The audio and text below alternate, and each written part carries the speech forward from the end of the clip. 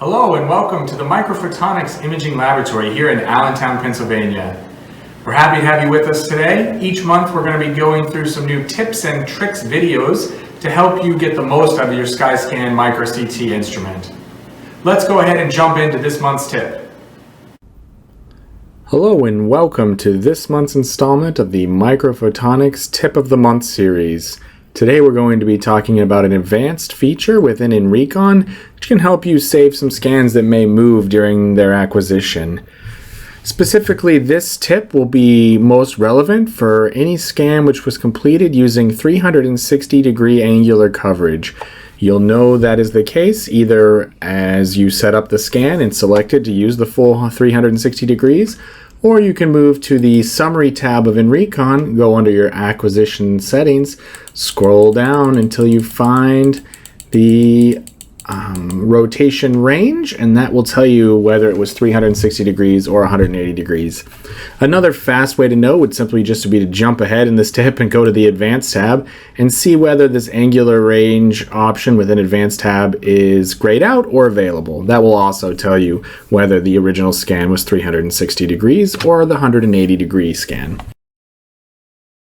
This feature is really useful when you have samples typically for life science or for soft tissue imaging or even material science samples that might move at some point during the scan but then stay relatively stable for the rest of the scan. So what is one way we can check and see whether our sample moved? Well, first, we can always do our thermal correction. So if we go up to Actions, XY alignment with a reference scan, this is how we look for thermal shifts over time. So this is not really intended to correct sample movement, but it does allow us to see the effects of sample movement as we go through and do our thermal corrections. So if we look down here at the bottom of the image, do you see how there's two different shadows, a red and a green shadow here for these features towards the bottom? And so what that tells me is that those features were moving during the scan, between the pre-scan and the post-scan. Now if we saw similar shadowing going on with our main feature of the scan, in this case the bird skull, we would know that the bird skull itself was moving. For this scan, these small little fragments down here towards the bottom that are moving are probably not going to play a big role because that's generally just going to be noise for this scan. However, as you move to different views, you can see whether or not we see similar movement for the sample itself. And so if you did see that there was a portion or a few images where we saw movement, it might suggest that this tip is right what you need to save that scan. So I've already done thermal correction. We won't go through that today. There's other videos and articles which will detail that for you.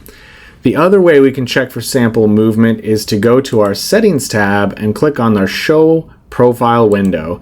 Now this is going to show a green and a black trace of the profile intensity through the sample, and this should be a mirror image between the green and the black line. Of course, we see here this actually matches pretty well. So this sample was well mounted. We didn't see a lot of movement, but we did see some movement because you can see like here on this left side of the central peak we have some discrepancies, and again on the right side we have a couple discrepancies. If your sample moved drastically during scanning, you'd see a just complete dissimilarity between these two profile lines. And if that's the case, this tip will probably not work for you. You're going to end up needing to rescan your sample and try again with better mounting. However, for minor sample movement, we might be able to save a 360-degree scan by only using 180 degrees of the data that were collected during the acquisition. So let's go ahead and preview this slice. Now this is going to be using the full 360 degrees worth of data, and we'll see how this looks. All right, now we can see on this slice, if we bring our upper end of our dynamic range over, we see that we have some pretty good capture of the fine details both in the trabecular bone and the cortical bone on this slice looking through the skull of this bird.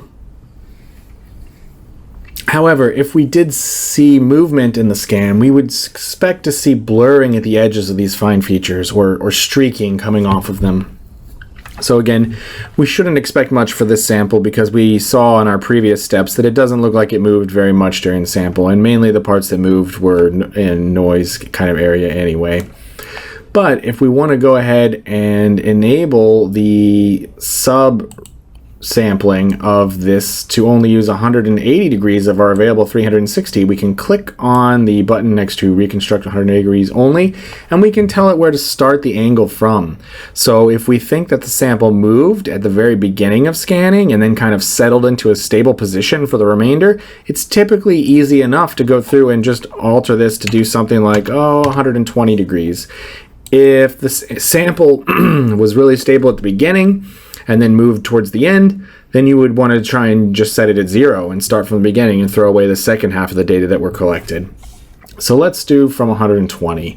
We're going to go back to our start, we're going to click preview, and we'll see how this looks this time.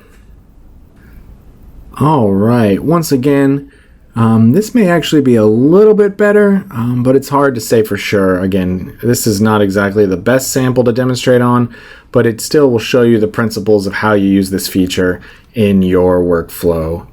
So we are now seeing the data reconstructed from only 180 degrees of the total views that were collected, and overall, it looks pretty good. We're seeing some really fine detail cracking or gaps in this bone here along the edge of the skull, probably in the plates of the skull.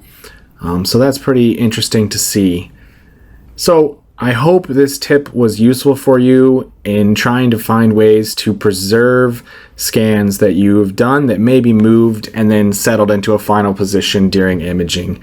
Obviously, we would all love to avoid needing to acquire image data, because image data acquisition is the most time-consuming portion of micro-CT imaging. Hello. Thank you for watching this installment of our video tip of the month. At Microphotonics, we strongly believe that the research you do changes the world, and we're happy to support you in your efforts through these videos, through our advanced training courses, and our annual workshops. Through these efforts, we strive to make sure that you are getting the most from your Bruker Micro CT machine. If you have any questions on this video or any other questions, feel free to give us a call or send us an email. Thank you again, and have a good day.